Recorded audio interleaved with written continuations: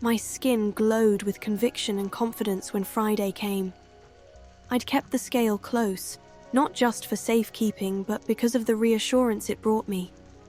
Every time my fingers brushed its cool surface in my pocket, a flicker of anticipation pulsed through me.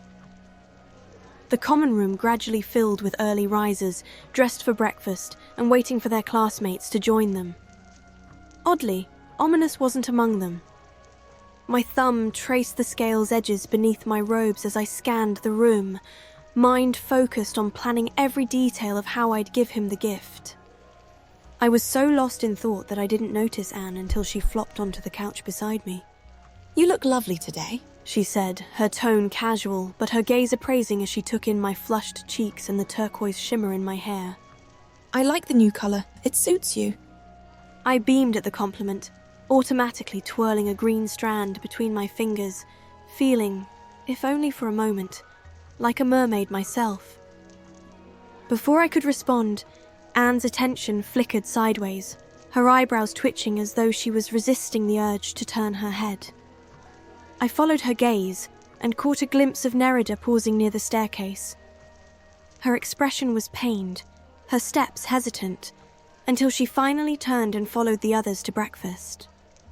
When I looked back, Anne was staring into the fireplace, her jaw tight, her glare burning like she could stoke the flames herself. "And you look fierce and beautiful, like always," I said gently, nudging her knee with my foot. She emerged from her haze, her smile forced as she blew me a playful kiss. Her mouth moved like she was preparing to speak, forming words she'd carefully weighed.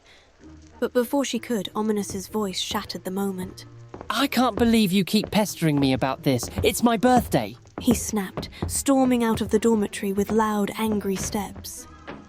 Behind him, the door to the dormitory slammed shut, followed by Sebastian's unmistakable stomp and booming retort. "Your birthday is exactly why I'm being persistent," Sebastian argued, hurrying after him. "You know, it's because I care about you. And I've read that on Halloween." "Oh, really?" Ominous interrupted, his voice dripping with sarcasm. "Well, that's new. You've read something?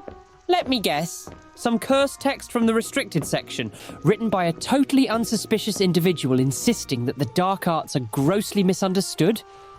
It only took a moment for both of them to notice Anne and me, frozen in place, unsure whether to intervene. Sebastian recovered first. "Good morning," he said brightly, his effortless grin cutting through the tension like a charm. But as he approached, a flicker of doubt stirred again, as if I could no longer trust those smiles to protect me. My eyes darted between him and Ominous, narrowing at every twitch. My resolve wavered the moment Sebastian stepped beside me, casually slinging his arm over my shoulder as though it were his by right. I was still weighing my options when Anne moved past me, placing a gentle hand on Ominous's arm.